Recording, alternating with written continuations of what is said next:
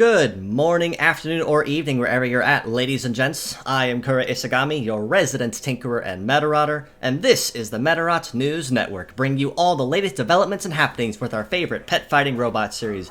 Now this week it looks like we're picking up March right on a strong note, right from square one, even though they did announce yesterday they had a relatively big announcement waiting for us, and thus that announcement has arrived in the form of a long-awaited collaboration, likely to get the schedule back up and running, but this time with a rather titular series also relatively well known in Japan, Cyborg Kuro-Chan.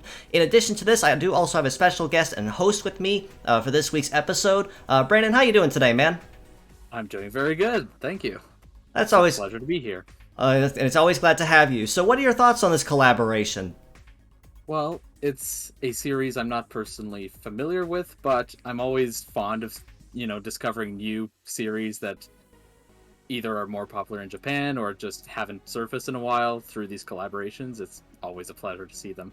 Most indeed, especially with previous collaborations with really big names such as, say Digimon or Rockman.exe or even Ultraman of all places. But now we have a rather somewhat unknown one that's definitely picking up at about the same time Medarot first started. I did a little bit of research on this series, and it did see quite a few connections, so it is nice to see some kind of native series on the home Japan front getting more attention as well. With that being said, let's go ahead and jump right into this week's episode and the announcement for the collaboration I've simply called KuroChan Crossover. With that being said, let's go ahead and jump right into this week's Gacha Banners. There really aren't a whole lot this week, which honestly is good for those trying to stockpile rubies. And honestly, February as a whole was a pretty nice way to stockpile and hold back, since we really didn't have a whole lot of new stuff aside from Particle last week, which was an absolute must-have if you have not had a chance to pick her up yet for what she offers. But I do digress. The Gacha Banners that we do have this week are highlighting the two new bots of the collaboration, one of which is CKZ0 Black Kid, with a kit of Desperate, Giga Gatling, Hyper Missile, Biped Legs, and the Trigger Happy leg ability. And coming up right along behind him is CKZ01 Me Army, with a kit of Deathlock, Sword, Unsuccess, Biped Legs, and the Battle Stance leg ability. Now, naturally, as you see here, both Black Kid and Me Army are both sporting brand new skills to the game, currently exclusive to them. Giga Gatling, just simply put, and when explained, more or less has the same damage modifiers and bonuses as Mega Gatling, but also instead has the defense ignore capabilities of Ghost and Ghost Shot, whereas Unsuccess more along the line serves as like an ailment-based skill that simply debuffs the target's success by about 50% once afflicted on the opponent. Brandon, what are your thoughts on these two brand new attacks and these two new models? I'll say I like the look of them. I'm very fond of how cartoonish the Black Kid bot is. I just like those eyes, and obviously I'm fond of the color schemes of them. They look good. As far as the abilities go, Unsuccess immediately makes me wary. Most indeed.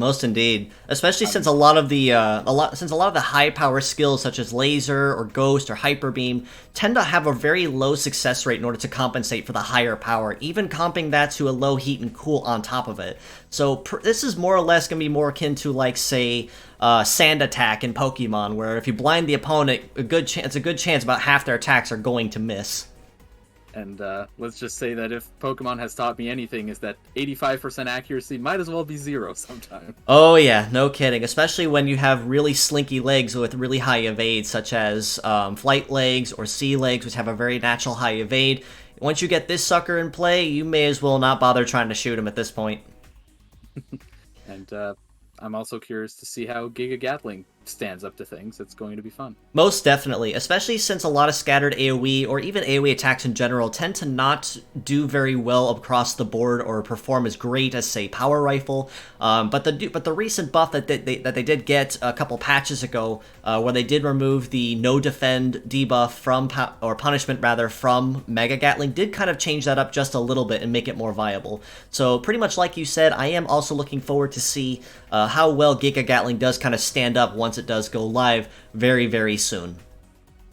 Moving on to the fierce battles that we have this week, relatively low-key in comparison to other fierce battles we've had in previous weeks, but this week we have on the docket TIR-0 Attack Tyranno, a very iconic model to those who have played pretty much any game, localized or not, with a kit of Fire, Double Hammer, Biped Legs, and the Straight leg ability. Up next, we also have DGD0 Death with Optic Guard, Double Sacrifice, Float Legs, and the Mirage Leg ability. And then last but not least, we also have RAN0 Rhino Rush with a kit of Guard 500, Double Missile, Tank Legs, and the Super Armor leg ability. Now, like I said, honestly, this week, the Fierce Battles seem to be relatively low-key, but kind of going on this, both arms or same kit kind of vibe that I'm picking up here. What are your thoughts so far on this, Brandon? As far as these go, of course, Attack Tyranno is iconic enough. I'd say of all these three, if I want to grind parts on any of them, I'd say I'd probably go for Geodeath, not from a gameplay perspective, but just because I really like the look of the model. Most indeed. Aside from that, yeah, it's good that we have more time to, focus on other things if we already have enough of these bots. Most indeed, definitely, especially with an event incoming too, which I will tap on relatively in just a moment, rather. But if I did have to give an MVP of the week, if for anyone to farm, if you decide not to farm the event or forego it, or if you finish it early, if you work fast, I would have to give that MVP to Attack Tyranno. Any thoughts on this, or think maybe I should add or consider someone else? Again, I just like Geodeath from a look perspective. I agree that Attack Tyranno is probably the better pick if you want to, add someone to your team. For sure, definitely. Since Geodeath and Rhino Rush tend to have kind of a one-trick pony kind of thing, and if you take them out, that's kind of it. Mm-hmm. But with that, moving forward just a little further, I did mention on the event, and we do have more details on that, with a special collaboration event with Cyborg Kuro-Chan and related thereof. Challenge the event to earn a lot of resource rewards, rubies, and especially chances to earn the new and limited Bouncer Medal, as well as a commemorative profile banner to add to your profile when you share the game and your user ID with friends so that they can add you. As you can see here, it looks like this event will be ticket-based this round, so similar to the second anniversary event fairly recently as a direct comparison. But with that being said, if you do not snag the entire set, don't fret compared to previous events, because with this one, mixed parts are encouraged, because you cannot stack bonuses beyond just the one part that you have equipped at the time. The Bouncer Medal also looks like it is packing some relatively nice heat with the power nature for emphasis on high-end nuking, auxiliary power, but also with a mastery in shoot, support, and healing, and leg masteries in biped, tank, and flight. What are your thoughts on the event thus far? I like the event. I'm always a bit more fond of ticket-based events, if only because, again, mixed parts is something I prefer. It's just more fun, especially if you don't get a full model from the gacha. And as far as the medal goes, power's nice. It's a good nature, and I like the loadout. I also like that, again, with Cross Messiah being in the +3, pretty much anyone can just have a good time with the event. Absolutely. Absolutely. Final detail, I like the Bouncer Medal's look. Gives me some nice Terminator vibes. I was about to say, it looks like they decided to capitalize and touch on another iconic series here as a little cameo. It was a nice touch. One thing I do want to point out, though, since I did notice it when I was compiling my notes, is for the ticket bonuses, it looks like they only highlighted Black Kid with this one for the highest bonus. So it does kind of lead me to suspect that we might see a Part 2 reward, or sometime next week we might be getting even more than just what was announced here. Even though I do also largely suspect that they might actually keep the commemorative profile banner as like a second week or later end reward, just to kind of keep that engagement going and force people to keep grinding for it. Yeah, that sounds pretty logical. I'd say there's good odds of that happening. Yeah, so definitely looking forward to that. I will definitely touch base on it next week as we get more information. Very likely that week will also possibly be highlighting Meat Army, so if you decide to focus on one and then the other, Black Kid definitely is the one that you want to go after first, just for the sake of ticket bonuses. But if not, just like Brandon did say, Cross Messiah, as part of the recorded lineup, does definitely give you a chance to still capitalize on some bonuses, even if you have the worst luck in the Gacha Banner, or if you got your luck last week and used it all up trying to get Particle. But moving forward, not just with the announcement of the event, we do also have some special commemorative skins that are also being included and released in a tandem with the new models, both of which for Black Kid and Meat Army, as you see here. More of a cyborganic kind of look for Meat Army, kind of tapping into that Leitmotiv, that is his name. And then, of course, it looks like with Chef Me Army, based on the little research that I did do of the series, it did make a note that say that Me, which was the character in question, was also seemingly good at cooking. That's an interesting character trait. I wouldn't have guessed it from the character design at first glance, but I like that. No kidding. Like I said, with a little bit of research, it definitely was a very unique series, especially with it being an early 2000s kind of anime. So it did have that vibe to it where a lot of stuff was very cartoony or very zany, kind of like what you'd expect of Western cartoons to a degree, but with a level of unorthodox chaos going on, but still have that traditional, anime vibe that we all know and love. Yeah, it seems fun, and honestly, if I do pull Me Army, I think I'm definitely gonna get that skin. I just find it cute. Now, I did hear rumors floating around, this is unconfirmed, but there might be a possibility of one skin being an unlockable or free skin. But I'm not sure if it may entail to these two, which, if they follow the same pattern as the Ultraman collaboration we had, which first introduced the commemorative skins for collab models, I highly suspect they probably will make these part of paid bundles. Which may kind of detract some folks from being able to enjoy them or pick them up relatively quickly. But even if that, even with this aside, there are still some skins just natively in-game that we can go after anyway, and those skins are being available and made available for Gato Alpar, Cheerful Bunny, and Meisai Moran. Now, like I said, I don't know if we will be having a free skin through this event, as rumors do state, but if it is, I largely expect it probably will be one of these three, if any of them. What do you think of these skins compared to the ones for the gacha models? Honestly, I think I like all of them to some degree or another. Not on the same level, but I don't think any of these skins is bad per se, which is good because I'll be honest, a lot of the skins that have been added to the game didn't really do anything for me. I just haven't bothered buying them. But these, if I had all these models, I'd probably get maybe four of them. Yeah, for sure. I mean, let's be real for a second too. Machine Gun Kitty over there on the far left already looks charming enough to want to pick up. But then, even better than that, Cheerful Army with Frying Pans. What could be better? Need I see anymore? Yeah, honestly, can't. Anytime I can use a frying pan as a weapon, I want to go for it. I mean, hey, if Tangled taught us anything, it's that frying pans are valuable weapons. Exactly. Not just that, let's also insert that old, good old TF2 clanking pot kind of vibe going on in there too. So yeah, definitely looking forward to seeing those skins and the models come out live. More details on the skins as well, of course, as the event does go and kick on sometime this week as well on Thursday. But that does kind of conclude a lot of the big highlights that came from the main channel today, aside from the fact that they wanted to touch base on a lot of other keys, such as, for instance, the real-time PvP reminder that sometime this month it will be getting a little bit of an update. Some of those big highlights that they mentioned to kind of revamp the rules. Upon going into a round of real-time PvP, inactivity of 60 seconds or more will constitute as an automatic forfeit, as the first and foremost rule that was being applied. The second rule that was applied also said once you enter a round, you may not leave willingly. You must continue fighting until one bot has been KO'd, of which then you may willfully surrender or forfeit if you would like to end the match or if you'd like to keep going, you are more than welcome to. And then last but not least, they did also touch on device haptics, so vibration of your phone or your device when you play can be turned willingly on or off at will.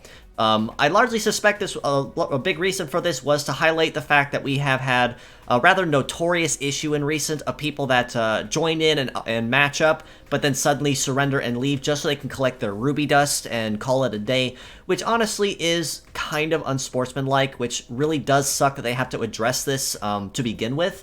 But Brandon, what are your thoughts on these new upcoming rules that they highlighted? Honestly, anything that punishes people for, doing the lame thing and making the experience less fun for others is a good change in my book, so I don't have much to say besides I'm glad to see those tweaks. For sure, definitely, and it has been a rather notorious issue for a while. I've highlighted it a couple times on my channel in previous weeks, but they did want to highlight those updates and reminders just one final time, since they did announce that sometime early March, it would be officially going live in the patch. I want to say it probably will go live in this one, since it only makes sense to throw a patch in with the collaboration data as well. But we will have to see when that goes live, and as the community takes notice and makes note of it.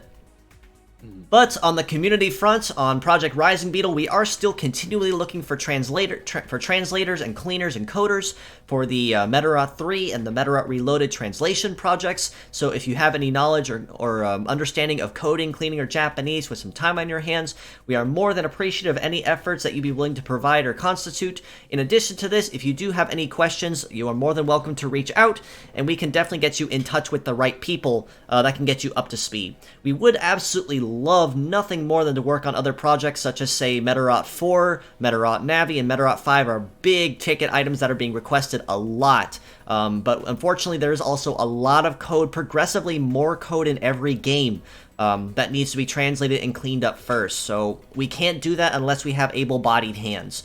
In addition to that, just touching on it briefly as well, there have been more updates as well to Sota Teko's translation of Medarot 9 that's been coming along. It's been looking really, really nice so far, with a lot of the in-game HUD menus and stat breakdowns finally translated to a mostly working point in English, even if the story has not been done yet. So definitely looking forward to seeing more updates on that soon as well. Especially since a lot of emulators such as, say, Citrus and others can play the 3DS games relatively easily with little lag. Is that right, Brandon?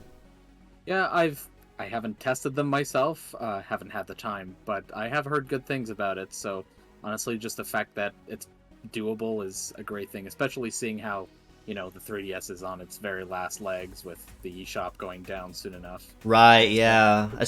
Yeah, I've heard a lot of folks, especially within our community too, touching on that, saying that anyone with access to a Japanese 3DS or homebrewed theirs to access the JP store are trying to find ways to download the 6 DLC bots and the extra updates that were added, just so that they don't go away and become unobtainable. Now, supposedly there are of course ways to get a hold of the extra bots in real time co-op fighting that Medarot 9 did support. But naturally, without the DLC, it will make collecting them much more difficult, if not outright unfeasible, without having to hard code it and hard patch it in there with a cheat.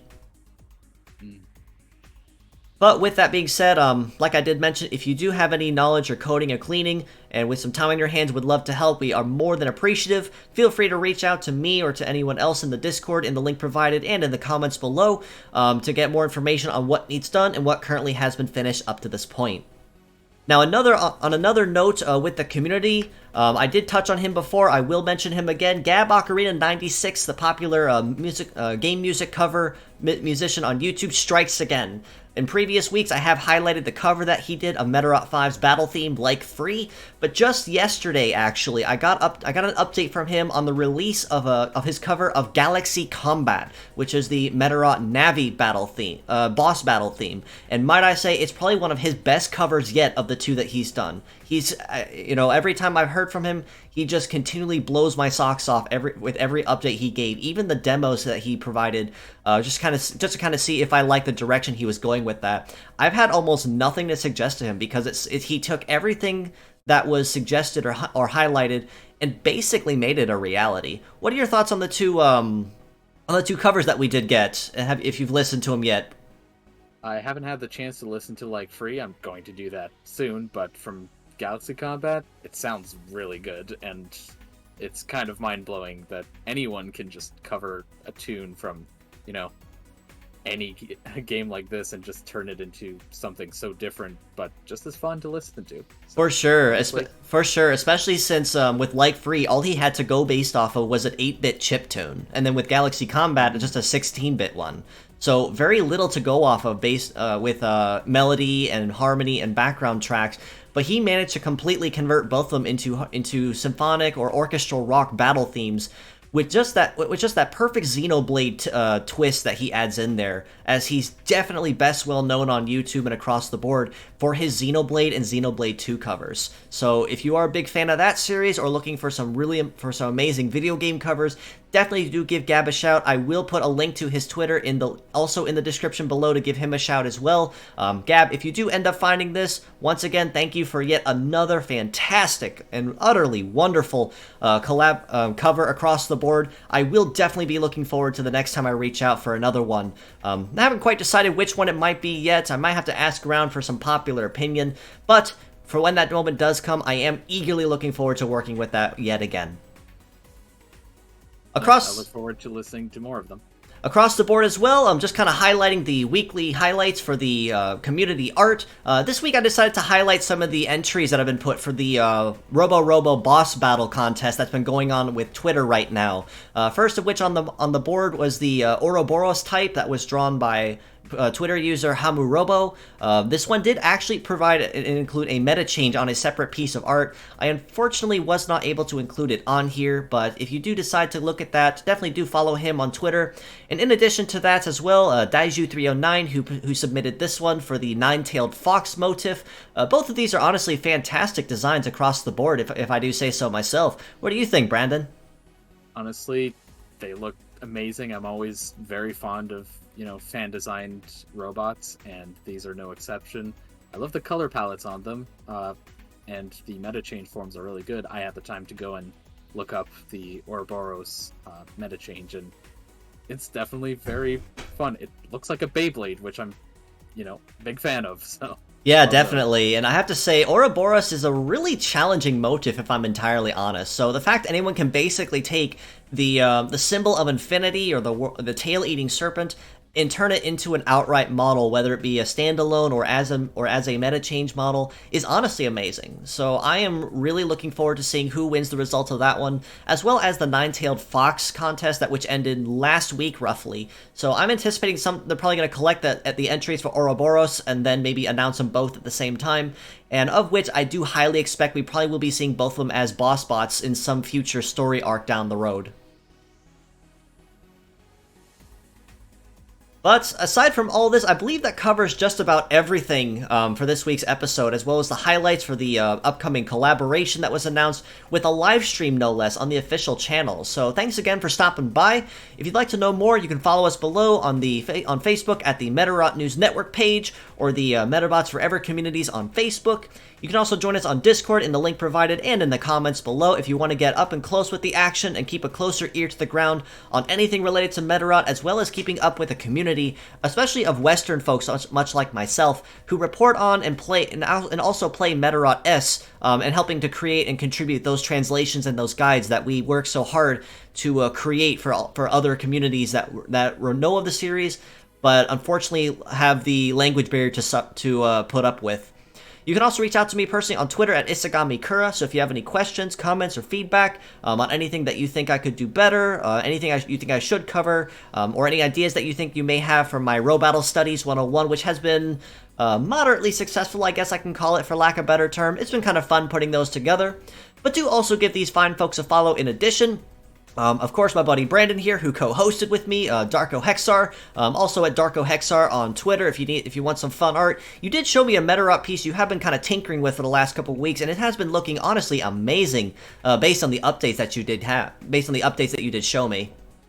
Thank you. I'm actually going to start sketching the next one tonight, so look forward to that. Looking forward to it for sure. Also give Callie Dory, or at Eru4 and the Metabots OOC pages on Twitter. She recently just got to reveal her new model on her streams last night, and I only had a chance to poke my head in there ever so briefly, but it did honestly look really, really nice. And I know in previous conversations, Callie has been waiting on that model for quite some time, so it was really nice to see it officially in action on her streams as a new regular that to be used for streaming from here forward. So definitely give her a follow as well, and do also follow Metabots OOC on Twitter if you want to have your daily Metabots fix included and satiated with your daily scrolling of your Twitter feed. But aside from all this, thanks again for stopping by, folks. It's always happy to have you in for a visit. And Brandon, once again, thank you so much for co-hosting with me for this episode. It was a pleasure and an honor having you with me today. Thank you for having me. I really had fun, and it's always great to watch this series every week. Thank you so much, and I do also appreciate the continual support with this. But with all this being said, thanks again for stopping by, folks. It's always happy to have you in for a visit. Until next time, this is Kura Isagami of the Medarot News Network, signing out.